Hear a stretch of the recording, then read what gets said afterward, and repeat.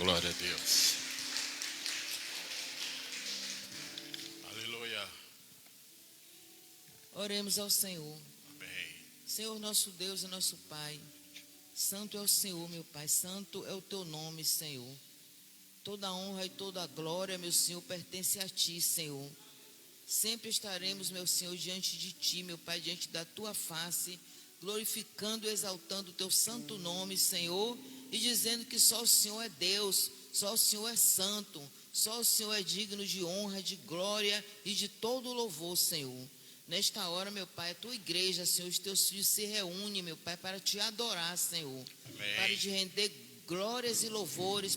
Só o Senhor é devido, Pai.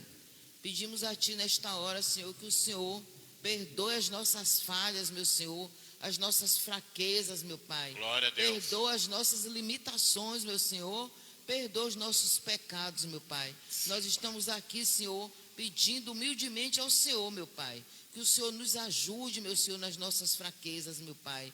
Que o Senhor nos ajude a ter força, meu Pai, para estarmos diante do Senhor, meu Pai, cheios de esperança, de fé, meu Pai. Sim, meu Deus. Porque é assim que deve ser, Senhor. Nos ajuda, meu Pai, porque às vezes o cansaço, meu Senhor, as tribulações da vida, meu Pai, nos traz, meu Senhor, fraqueza, nos traz desânimo, meu Senhor. E assim, meu Pai, às vezes nós falhamos diante do Senhor, meu Pai.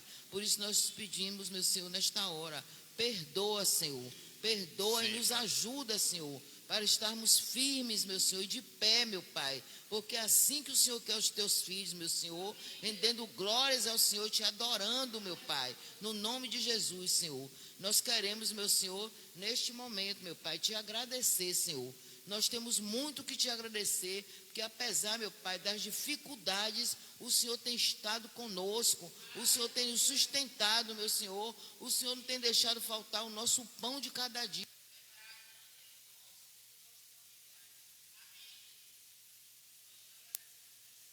Senhor, por aqueles que o Senhor concedeu a graça de arrumar um emprego, Senhor, e temos a certeza, meu Pai, de que aqueles, meu Senhor, que ainda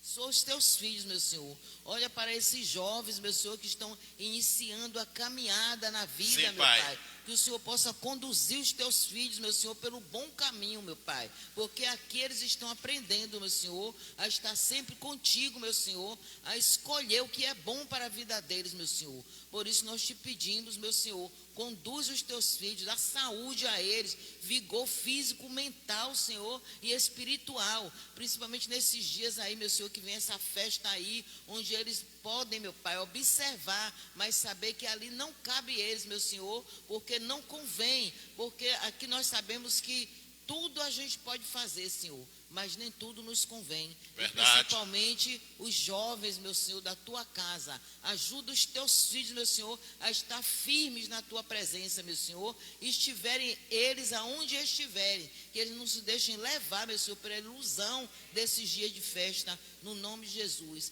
Nós te apresentamos aqui, meu Senhor, nesta hora, agradecendo, meu Senhor, pela recuperação do senhor Mauro, Senhor, que aqui a nossa igreja orou por ele, porque teve um infarto, meu Senhor, e já está em casa, meu Pai, em plena recuperação. E nós pedimos ao Senhor, meu Pai, que o Senhor continue fortalecendo ele e que no coração dele ele seja grato, meu Senhor, sabendo que a tua mão esteve ali, meu Senhor, naquele hospital, para trazê-lo de volta para casa. Apresentando também o Senhor, meu Pai, a tua filha Marilúcia, Senhor, que está aí nessa luta, nessa batalha, meu Senhor, buscando, meu Senhor, a recuperação, meu Pai, dela. E ela pede que o Senhor, meu Pai, esteja com aquela médica que amanhã vai submeter ela a um exame, meu Senhor, que essa médica esteja ali, meu Pai, firme, meu Senhor, no interesse, meu Pai, de trazer paz, meu Senhor, para transferir para a tua filha confiança, Senhor. Nós sabemos que a nossa confiança está no Senhor. E o Senhor estará ali, junto com aquela médica e junto com a tua filha,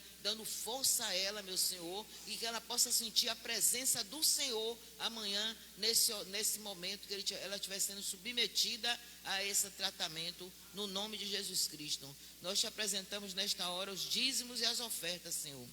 Abençoa, Senhor, no nome de Jesus. Abençoa também a tua filha, meu Pai, que ainda com dificuldade, Senhor, mas ela não se deteve, meu Senhor, para continuar, meu Pai, fazendo esta obra que o Senhor colocou nas mãos dela, meu Senhor. Que o Senhor fortaleça a tua filha, meu Pai, e abençoa as mãos dela para que ela possa administrar, meu Pai, essas células, meu Senhor, que sejam multiplicadas no nome de Jesus, meu Senhor, que possa vir, meu Pai, pagar todas as dívidas, meu Senhor. Amém. E o Senhor, meu Pai, multiplique também as finanças dos teus filhos, Amém. principalmente aqueles que não têm faltado, meu Senhor, a cumprir seu dever, meu Pai, de devolver os dízimos e as ofertas na tua casa, Senhor. Que o Senhor possa, meu Pai, abençoar as mãos dos teus filhos, o coração, o desejo de abençoar esta obra, no nome de Jesus Cristo, e abençoa também o teu filho, meu Pai, que é o líder deste lugar. Que o Senhor dê força a ele, meu Senhor, que o Senhor conduza ele sempre, meu Pai, no caminho, meu Pai, que ele está vindo há tanto tempo, com tanto esforço, meu Senhor.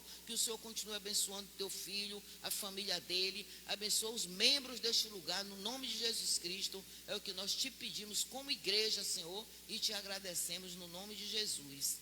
Amém. Amém. Boa noite. Podem se assentar?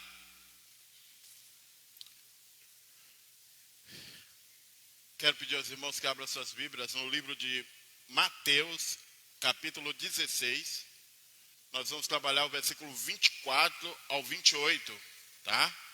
Mateus 16, 24 ao 28. Eu botei aqui o assunto de hoje com a seguinte pergunta: como posso seguir a Cristo? Mas eu acho que melhor seria o que é seguir a Cristo? Eu estava aqui pensando, né? Eu quero mudar aqui do púlpito o assunto, a frase para o que é seguir a Cristo. Tá bom? Mateus 16, 24 a 28. Vamos ler? Então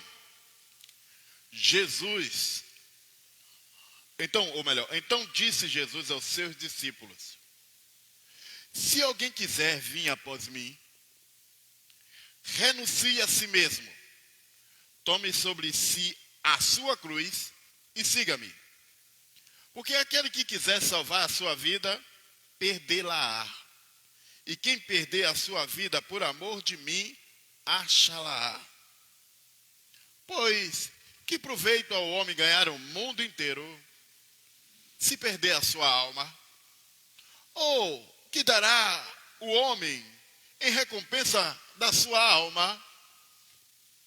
Porque o Filho do Homem virá na glória de seu Pai, com os seus anjos, e então dará a cada um segundo as suas obras.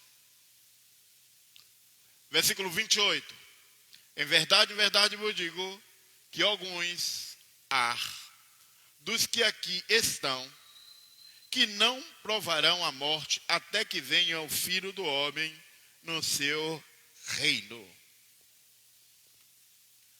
Hoje eu estava relembrando a minha caminhada que eu dava todos os dias, praticamente todas as noites, em direção para cá, sabia? Como meu carro está na oficina, eu tive que vir na 11. Aqui em Salvador, vir na 11 significa vir caminhando. É porque alguém pode estar da outra região e não entender isso. Então eu vim caminhando de lá para cá. E quando passou ali assim da casa de Marilúcia, bateu assim aquela lembrança que era assim às vezes, Thalita no braço e Tainá aqui nas costas. Irmãos. E não era só uma ladeira, eram 2 ladeiras. E a gente vinha feliz para cá. Eu quero ilustrar com isso porque a gente às vezes recebe notícia ou evangelismo com o evangelho totalmente contrário. Na medida que eu for expondo aqui, eu vou explicar para você o que eu quero dizer exatamente, né? E eu vim de um evangelho falso, onde disseram para mim que se eu cresce em Cristo, eu ia parar de sofrer. Quem que não queria isso, hein? Até um ateu. Eu lembro que eu tinha perdido a minha mãe, meu pai, um irmão, e eu estava desempregado, não tinha namorada. Para um jovem não ter namorada na minha época era uma coisa complicada, porque a namorada para a gente era uma parceirona, entendeu? Eu não tinha ninguém. Então eu me sentia sozinho. E aí eu vi essa mensagem. Vinha para Cristo. E você vai parar de sofrer. Mas o que é seguir a Cristo? Esse é o nosso assunto de hoje. Então, vamos para o texto. Para os discípulos, esse discurso de Jesus não era apenas estranho. Era um choque cultural e espiritual. No contexto messiânico da época, esperava-se um libertador político. Alguém glorioso, sabe? Alguém que arrebentasse com Roma. Não esperava um mestre que profetizasse a sua própria execução. E pior, exigisse o mesmo destino aos seus seguidores. Então, eles estão lá clamando por libertação, clamando por um rei libertador, o Messias, aquele que vai derrotar Roma, aquele que vai acabar com tudo. De repente, vem o mestre profetizando a sua própria morte e exigindo que os seus discípulos também morressem.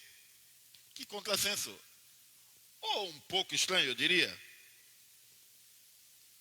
Aqui eu quero, então, apresentar alguns pontos centrais da passagem de Mateus 10, 24 a 28.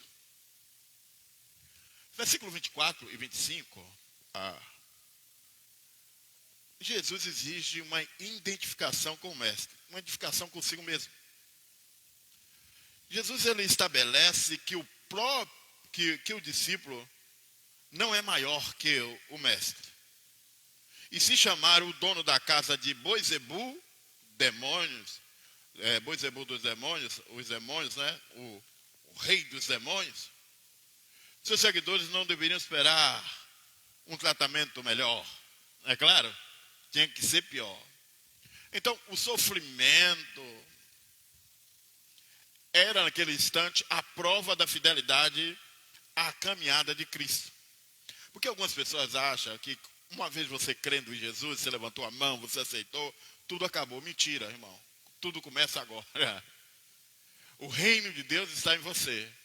E agora você precisa batalhar, sabe? Caminhar com Cristo é uma coisa difícil. Eu estava conversando com um jovem uma vez, e ele não me entendeu muito bem quando eu disse que o pai dele precisava esperar em Deus. Ele estava dizendo que a culpa de o pai dele não parar de fumar era porque ele não faltava força de vontade, sabe? De determinação. Eu disse, às vezes não é isso. Às vezes a determinação e a vontade ajuda. Mas às vezes é porque Cristo não é o Senhor da vida. A verdade é que ele tinha que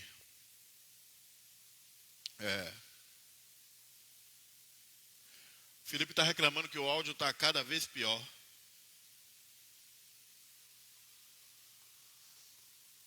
Alguém escuta, por favor, o áudio aí?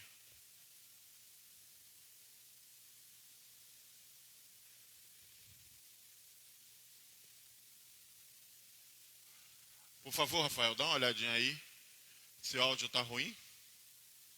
Pode ser o próprio celular dele. Voltemos aqui ao assunto, tá?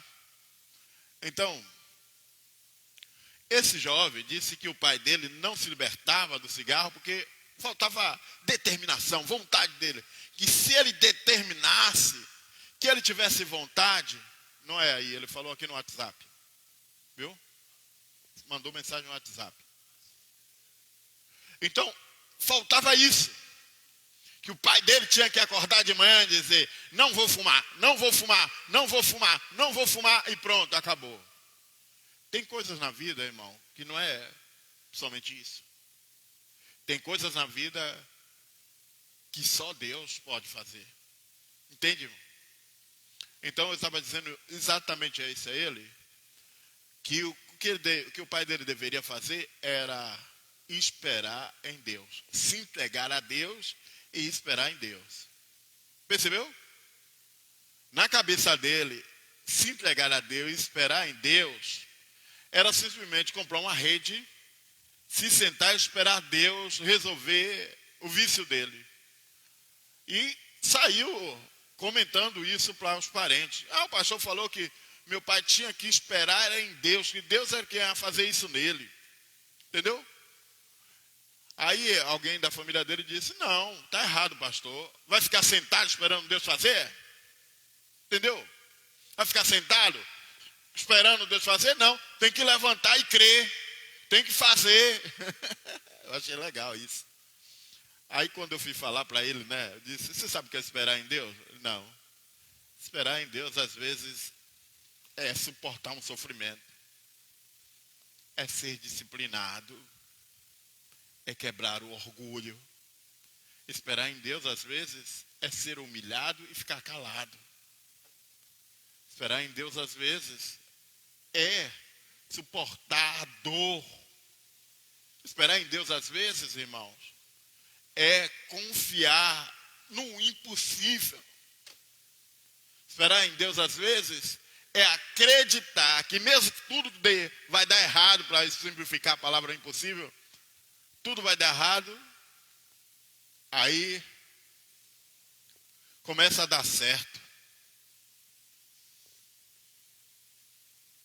Então, o termo no versículo 28 é invertido. Na verdade, Jesus está redefinindo o medo no versículo 28. Vamos dar uma lida no versículo 28, por favor.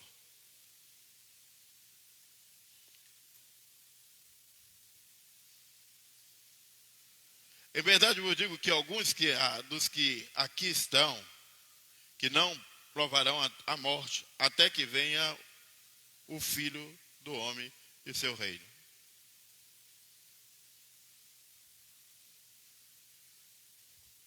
Jesus está redefinindo aí a questão do medo. Ele já tinha orientado que não deveríamos temer quem pode matar apenas o corpo, mas aquele que tem poder sobre a alma.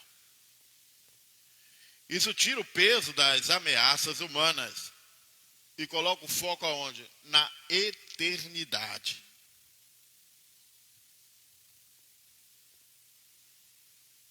No versículo 28, Jesus, ele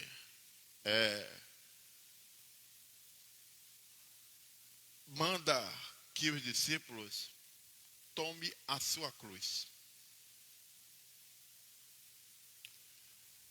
Essa questão de tomar a cruz não era metáfora sobre problemas cotidianos. Tomar a cruz não é como uma doença. Está com uma doença? Agora segura aí. Sofra. Não era isso. Tomar a cruz também não era suportar as dívidas. Tomar a cruz não é, como alguns dizem, esse marido é a minha cruz, essa mulher é a minha cruz, esse filho é a minha cruz. Não era isso. Mas era um termo técnico para a condenação da morte. Seguir a Jesus Cristo significava estar disposto a abrir mão da própria reputação e segurança em favor do reino. Se a gente pegar agora as nossas malas e viajar para esse texto e entrar lá naquele contexto,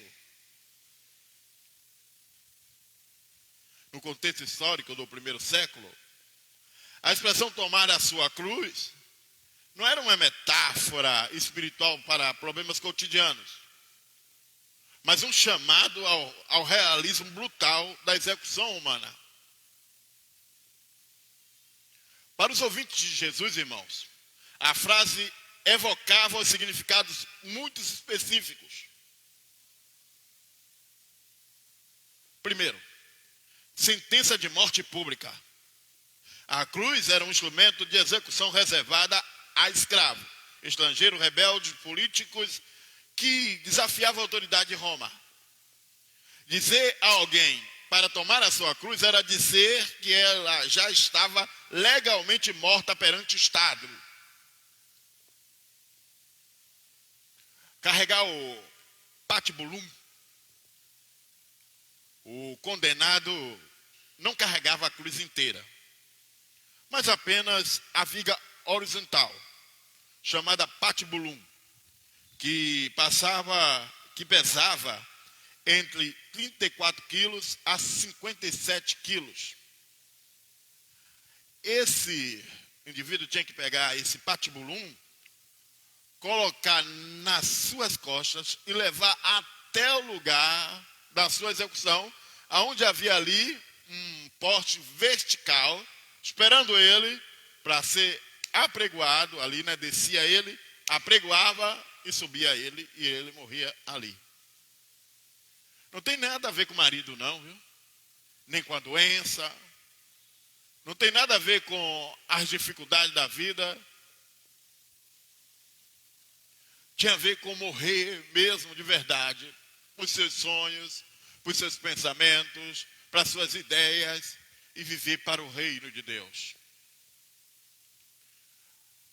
Essa execução da cruz também era uma humilhação social. O trajeto de levar a pessoa até o local da morte era planejado para ser uma caminhada da vergonha pública. Tinha que passar pelo lugar e ali ele era humilhado. É assim, o prisioneiro, né, era exposto à zombaria e agressão da multidão, perdendo toda a sua dignidade, todo o seu status social, até mesmo morrer. Ou melhor, antes de morrer, ele tinha que passar por isso tudo. Hoje nós estamos encontrando crente que por questão de não ser cancelado, prefere ficar no meio da barca, no meio do povão. Mas carregar a cruz era semelhante a ser humilhado socialmente. Jesus está convidando os seus discípulos a fazer isso. Esse é o caminho do discipulado. Esse é o caminho de seguir a Jesus. É às vezes passar por humilhação social. É às vezes ser humilhado por terceiros. Antes de o indivíduo morrer, ele era humilhado. O nome dele era jogado na lama, para depois ele ser executado. Então carregar a cruz, ou seguir a Cristo, tem a ver com a submissão total. Ao carregar a cruz, o condenado estava na prática de reconhecendo o poder soberano de Roma sobre o seu corpo e sobre a sua vida. Entendeu? Ele estava dizendo assim, ó, eu sou escravo seu, eu estou sobre as suas mãos, eu estou subjugado pelo seu poder. Eu não posso, em hipótese alguma, lutar contra você, você é mais poderoso. No ensino de Jesus, isso foi ressignificado, com a reedição absoluta do senhorio de Deus, colocando o reino acima da própria segurança. O cristão tem que colocar o reino acima da sua própria segurança. Hoje nós vemos cristãos, né, ávidos por viver. Estão ávidos por ter o seu nome, ser conhecido. Já Cristo nos chama para uma dimensão totalmente diferente, para uma humilhação, tanto social, como a rendição interna do nosso coração, aonde a gente se entrega de verdade para Deus. Entendeu, irmãos? Além da submissão total, seguir a Cristo, eu diria também que é uma guerra psicológica. Havia ali naquele momento uma guerra psicológica. Então, Roma utilizava a crucificação como propaganda para esmagar a esperança de movimentos rebeldes. Quando Jesus pede aos seus discípulos tomar a sua cruz, ele está perguntando se eles estão dispostos a ser identificados como um criminoso e sofrer as mesmas consequências sociais e físicas. Tomar a sua cruz não é, em hipótese alguma, ter um marido ruim, nem um filho ruim. Tomar a sua cruz é seguir a Cristo. Jesus disse, quem quiser vir após mim, tome a sua cruz e siga-me. Então Jesus está me convidando para me aliar àquelas pessoas, entre aspas, que não tem prestígio em hipótese alguma. Mas eu garanto para vocês que lá no céu tem. Não nesse mundo perdido. O Flávio Joséfo, ele dizia que havia visões de pessoas carregando a cruzes em Jerusalém e era comum centenas de execuções ocorrendo em período de revolta. Portanto, o convite de Jesus era um teste à lealdade extrema. Seguir o mestre até o ponto onde o mundo não tem mais poder sobre você, porque você já aceitou a sua morte. Seguir o mestre até o ponto aonde o mundo não tem mais poder sobre você, porque você já aceitou a sua morte. Essa é a vitória sobre o mundo. Sujeitáveis a Deus, resistir ao diabo, ele fugirá de vós.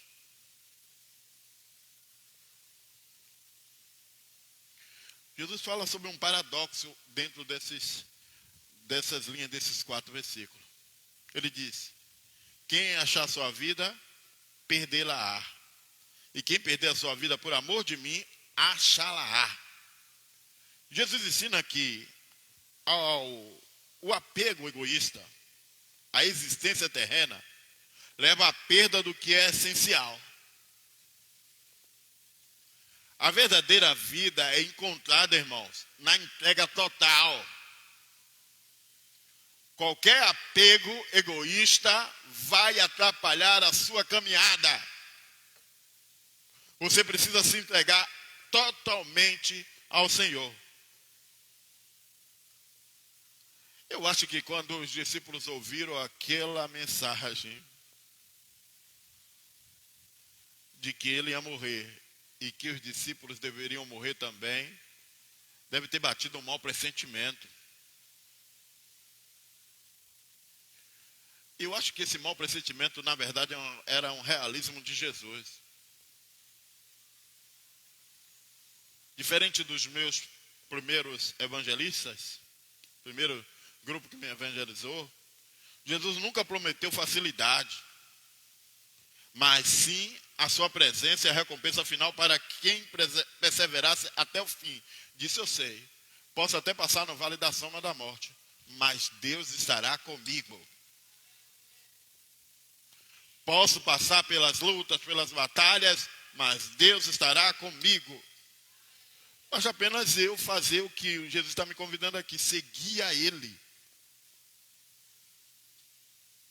Então, para ser mais claro,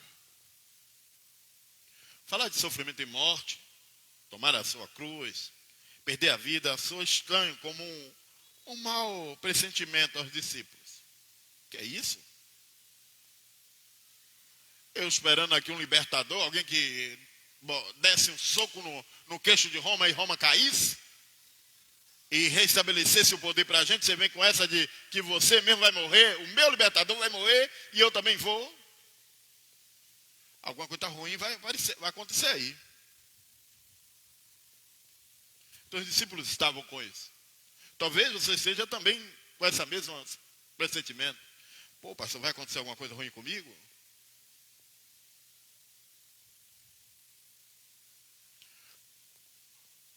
Mas eu quero dizer o seguinte: o final de andar com Cristo não é a cruz. O final de andar com Cristo é a vida no reino de Deus. Posso ouvir um amém? O final não é a cruz. O final é a vida no reino de Deus. Eu fui para o sepultamento da irmã Regina, né? Acho que era esse o nome. Maria Regina está viva. Regina. Desculpa, é a outra Regina.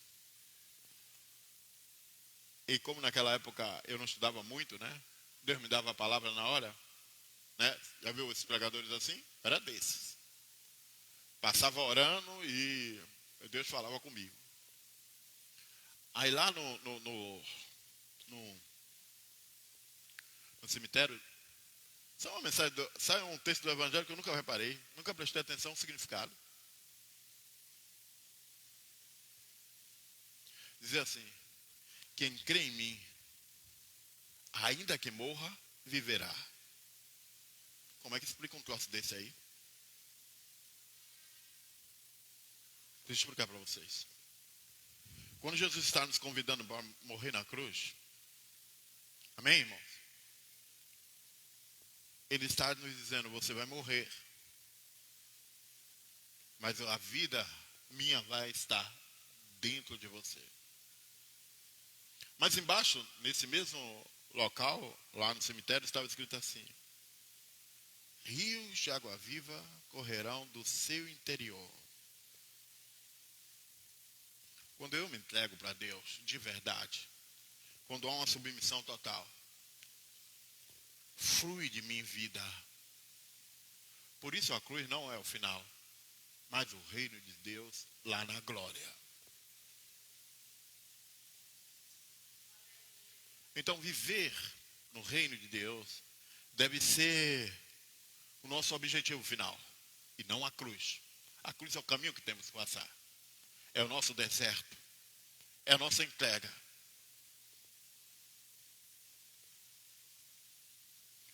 Muitos dos primeiros discípulos, viram a glória e a revelação desse reino quando Cristo ressuscitou dos mortos. Pedro, ele viu o cumprimento da promessa no dia de Pentecoste. Fogo do Espírito entrando. Nós continuamos vendo a difusão da mensagem da cruz de Cristo por todo o mundo. O reino já está entre nós.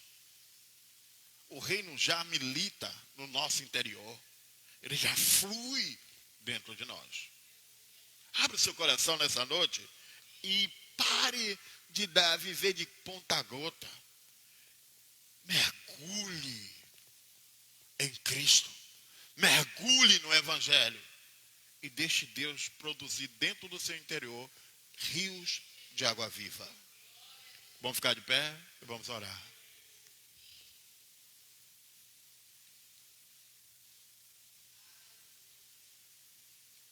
Jesus, Tu és o nosso bendito Salvador. Porque nos dá a possibilidade de termos a vida eterna. Quando o Senhor se entregou por nós, Jesus, o Senhor nos trouxe paz em nosso interior. Por isso eu te imploro, Jesus, dai-nos a vontade e a força para tomar a cruz e seguir-te para a vida eterna. Oh, Jerusalém, os nossos olhos da fé já conseguem te contemplar. Mas em breve estaremos lá com o Senhor e entoaremos louvores àquele que é digno de receber toda a honra, toda a glória, todo o louvor e toda a exaltação. Por isso, meu Pai, te louvamos e te engrandecemos. No nome de Jesus. Amém. Eu digo agora que o amor de Deus Pai, a graça do nosso Senhor e Salvador Jesus Cristo, as consolações, a unidade, a comunhão do Espírito Santo, repouse sobre todos vós, repouse sobre todos nós, para todos sempre. Uma ótima semana para vocês e até amanhã às 20 horas, pelo WhatsApp, estaremos lá na nossa devocional.